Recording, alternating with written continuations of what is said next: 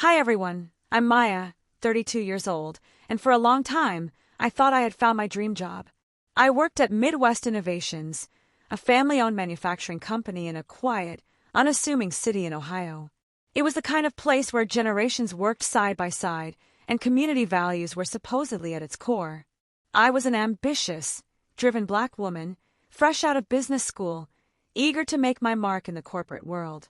Midwest Innovations seemed like the perfect fit for my aspirations. They prided themselves on their long-standing traditions and commitment to local talent, which initially resonated deeply with me. My role was in operations management, a position I had worked tirelessly to earn. I was excited to bring fresh perspectives and innovative strategies to a company that had been operating for over 70 years. The initial interviews were incredibly positive, filled with talk of diversity and growth. Mr. Henderson, the CEO, a man in his late 60s with a booming laugh and a firm handshake, personally welcomed me. He spoke enthusiastically about my potential and how I would be a vital part of their future. His words filled me with a sense of purpose and belonging. I moved to this new city, ready to embrace the challenge and contribute meaningfully.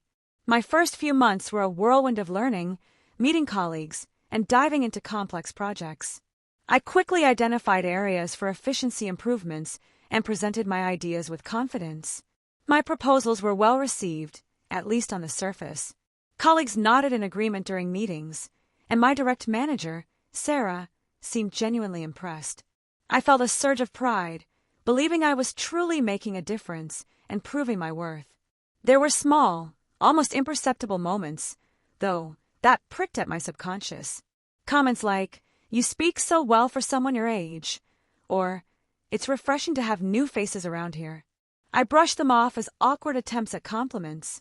I told myself that I was being overly sensitive, that these were just cultural differences in a new environment.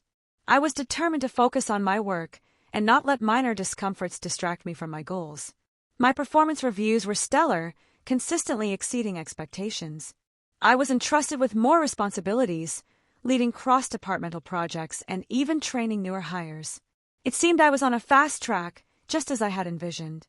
My confidence grew with each successful initiative I spearheaded. I was proud of the tangible results I was delivering, the cost savings, and the improved production metrics. My work spoke for itself, or so I believed. I poured my heart and soul into every task, often staying late to ensure everything was perfect. Yet, a subtle chill began to creep into my interactions with some senior leadership, particularly Mr. Henderson. His initial warmth seemed to fade, replaced by a polite but distant demeanor. He would often bypass me in discussions, addressing my ideas through Sarah.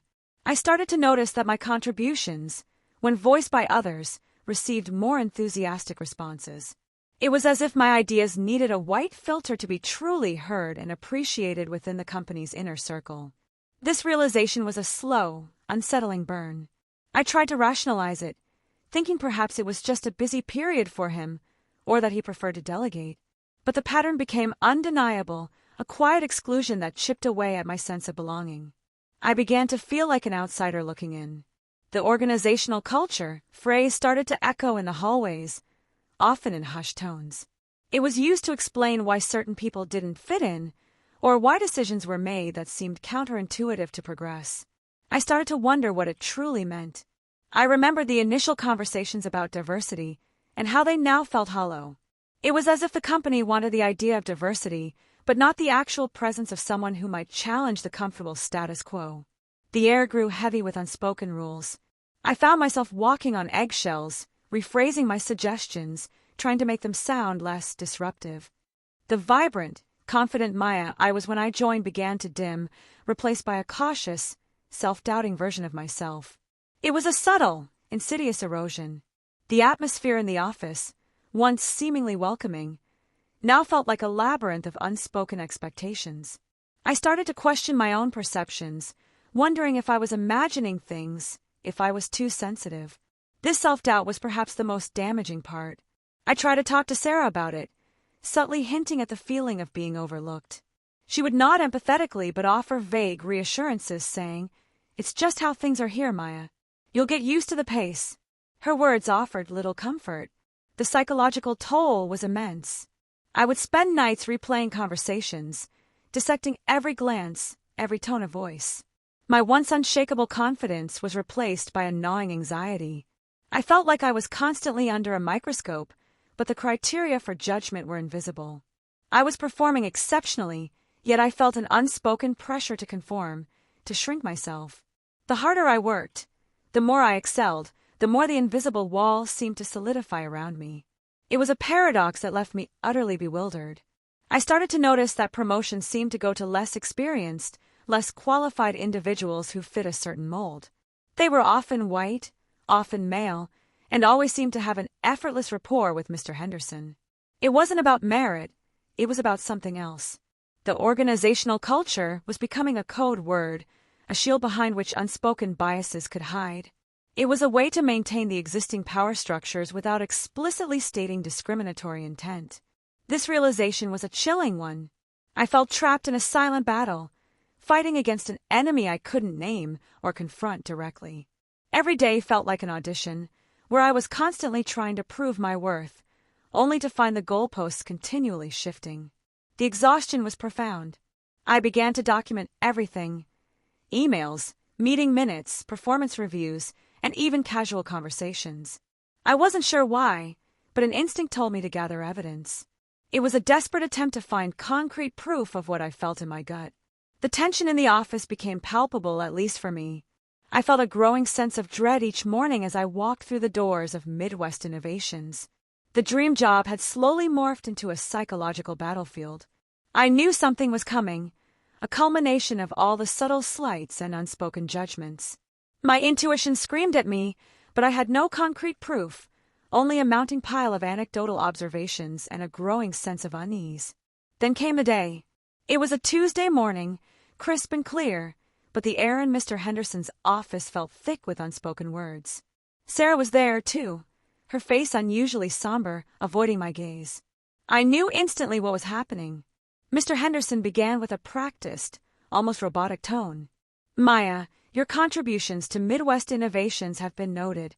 However, after careful consideration, we've decided to make some organizational changes." My heart sank, but a strange calm settled over me. He continued, "We've determined that your role, while valuable, doesn't quite align with the long-term vision for our organizational culture." The words hung in the air, vague and insidious. Organizational culture, the phrase I had come to dread. I asked for specifics, for examples of where I didn't align. Mr. Henderson stammered, offering only platitudes about team cohesion and established ways of doing things. There was no concrete criticism, no performance issues cited. It was a dismissal based on an invisible, unquantifiable metric. It was about my presence, my very being, not fitting into their preconceived notions of what their company should look like. The injustice was a sharp, burning pain. I felt a surge of anger, but I kept my voice steady. "So, you're saying I'm being laid off because I don't fit your culture, not because of my performance?" He avoided my eyes, muttering about difficult decisions and restructuring. Sarah remained silent, her discomfort evident. It was clear she was just a witness, perhaps even complicit through her silence. The betrayal stung, but it also clarified the true nature of the environment I had been working in. I walked out of that office feeling a profound sense of shock and bewilderment. The dream had shattered, but the pieces revealed a far more sinister truth. It wasn't about me, it was about them and their inability to truly embrace change. The severance package was generous, almost suspiciously so, as if they were trying to buy my silence. But money couldn't erase the sting of injustice, the feeling of being discarded for reasons I couldn't comprehend, yet deeply understood. I packed my desk in a daze, the faces of my colleagues a blur of pity and awkwardness. Some offered mumbled sympathies, others avoided eye contact. The silence in the office was deafening, a testament to the unspoken rules of conformity. Driving home, the anger began to solidify into a fierce determination. I wasn't just laid off. I was dismissed for being myself, for being a black woman who dared to excel and challenge the comfortable homogeneity of their culture. The psychological suspense of the preceding months, the constant questioning of my own reality, now made chilling sense. It was a deliberate, calculated effort to marginalize and then remove me, all under the guise of vague corporate jargon. The days following my layoff were a blur of emotions: anger, sadness, confusion, and a deep sense of betrayal. I replayed every interaction, every subtle slight, every dismissive glance. The puzzle pieces were finally starting to fit together. I began reaching out to former colleagues, particularly other people of color or those from diverse backgrounds who had also left Midwest Innovations. What I discovered was a disturbing pattern, a quiet exodus of talent. One former employee, a latex engineer named Ricardo, told me he was constantly told he needed to loosen up and be more relatable. He was eventually passed over for a promotion he was clearly qualified for, citing cultural fit issues. Another, a young Asian American woman in marketing, shared how her innovative ideas were often dismissed, only to be praised when a white male colleague presented them later. She too was eventually managed out for not being a team player. The stories were eerily similar, a consistent narrative of talented individuals being subtly undermined, gaslight, and ultimately pushed out for not conforming to an unwritten, racially charged organizational culture. It was a systemic issue. The realization was a punch to the gut, but also a profound liberation. It wasn't me. It was them. Their culture wasn't about cohesion or values. It was about exclusion, about maintaining a homogeneous environment that resisted true diversity. The psychological suspense I had endured was not a figment of my imagination, it was a deliberate tactic. They wanted to make me doubt myself, to make me believe I was the problem, so I would leave quietly. But I wouldn't. My anger transformed into a burning desire for justice, not just for myself, but for every talented individual who had been silenced or pushed aside. I knew I couldn't let their actions go unchallenged. This was bigger than just my job. I realized that my departure, though painful, could be a catalyst. It could be the spark that ignited a much-needed conversation, a movement. The very reasons they laid me off would become the foundation of my fight. I spent weeks meticulously organizing all the documentation I had collected, my stellar performance reviews, the vague layoff notice, and now, the testimonies from former employees. I had a story, and I had evidence. The initial spark came from a place of deep hurt, but it quickly evolved into a powerful sense of purpose. I knew I had to speak out, not just for myself, but for all the voices that had been silenced by this insidious organizational culture. I started with a personal blog post, sharing my story anonymously at first. I detailed my experience at Midwest Innovations, the microaggressions, the vague criticisms, and the ultimate layoff for organizational culture reasons. I invited others who had similar experiences at Midwest Innovations or elsewhere to share their stories. The response was immediate and overwhelming. My inbox flooded with messages from former employees, some current, all echoing my sentiments. People shared their own tales of being overlooked, undermined, and ultimately pushed out for reasons that had nothing to do with their performance. The common thread was always the elusive culture fit or team cohesion. The blog post went viral within the local professional community. It was a dam breaking, releasing years of pent-up frustration and unspoken truths. The psychological suspense that had plagued so many was finally brought into the light. I then decided to go public, revealing my name and face. It was a terrifying step, but I knew it was necessary. I shared my story on local news channels and in community forums, becoming the face of a growing movement. The local newspaper picked up the story, running a front-page article titled, "The Culture of Exclusion at Midwest Innovations." The company, once revered for its traditions, was now under intense public scrutiny. Midwest Innovations initially tried to dismiss my claims as disgruntled employee rhetoric. But the sheer volume of similar stories, now openly shared, made their denials ring hollow.